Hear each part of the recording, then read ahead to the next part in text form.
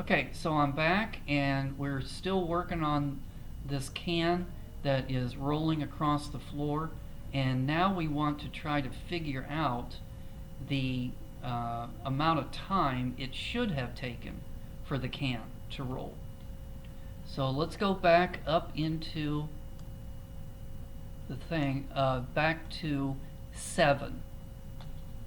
So knowing the initial velocity, so you know that because that's column 1, 2, 3, 4, 5. Knowing the final velocity.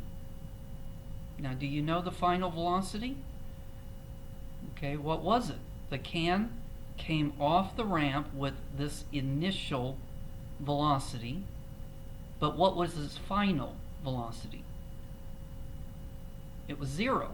It came to a stop, right? Okay. Do we know the acceleration? Yeah.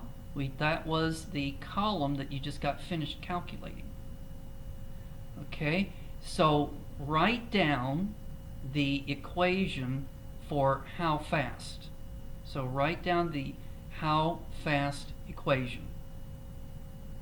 All right. Now substitute 0 for the final speed. Alright, now rearrange the formula so it says t equals something. Be careful, use your algebra skills. Alright, now you know the v and you know the a.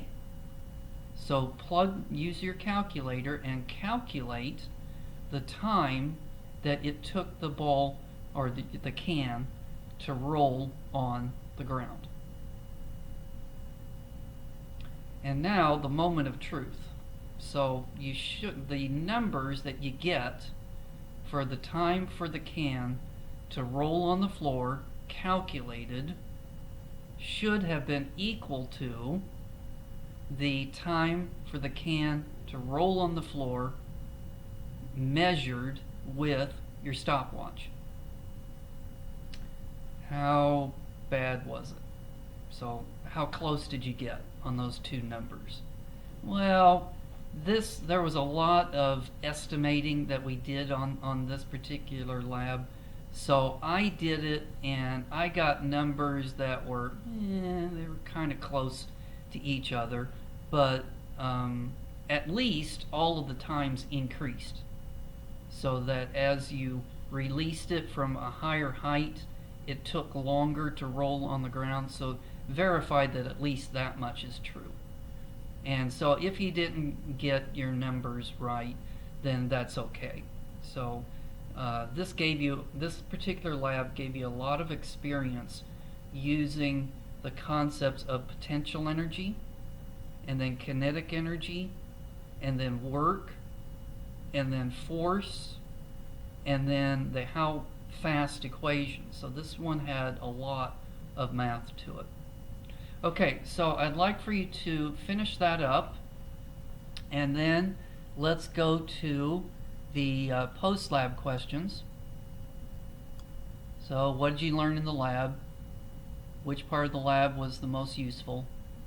Which part of the lab was the least useful? Be gentle. Okay, then what were some sources of error? How could the lab have been changed? Okay, question number 6 says that a ball is released from a certain height on a ramp and then it rolls a certain distance. Now, if you take your ramp and you make it double the height and you release it, how far will that object now roll? Okay, question number 7 is now you're going to have your original ramp, and let's say that you put your can on the ramp and it rolls down onto whatever surface that you were using, and it rolled a certain distance. Okay, now use the same ramp, same height, but let's pretend that it's rolling on a rougher surface. Maybe it's on carpet now. Okay, so what will happen to the can? and explain why. Question number 8, how would your distances have compared if you had used a more massive can? Well, you might want to try it. So set up your ramp, and this time take 2 cans. So 1 can that is small and 1 can that's large. Have them both roll down the ramp and see what happens. Okay, you don't have to do any calculations. You're just observing how far do the cans roll. And then question number 9. If 2 ramps are set up and the ball is released as shown below, which can would travel further? So on question number 9, there are 2 ramps. You've got a steep ramp, and then you've got a shallow ramp, but notice where you're dropping the can from. It's the same height. So go ahead and try it with your ramp and see what happens. You're releasing the can from the same height each time, but the angle of the 2 ramps is different. And the question is, does it make any difference? So go ahead and try it and just see what happens. So we're now finished with this lab.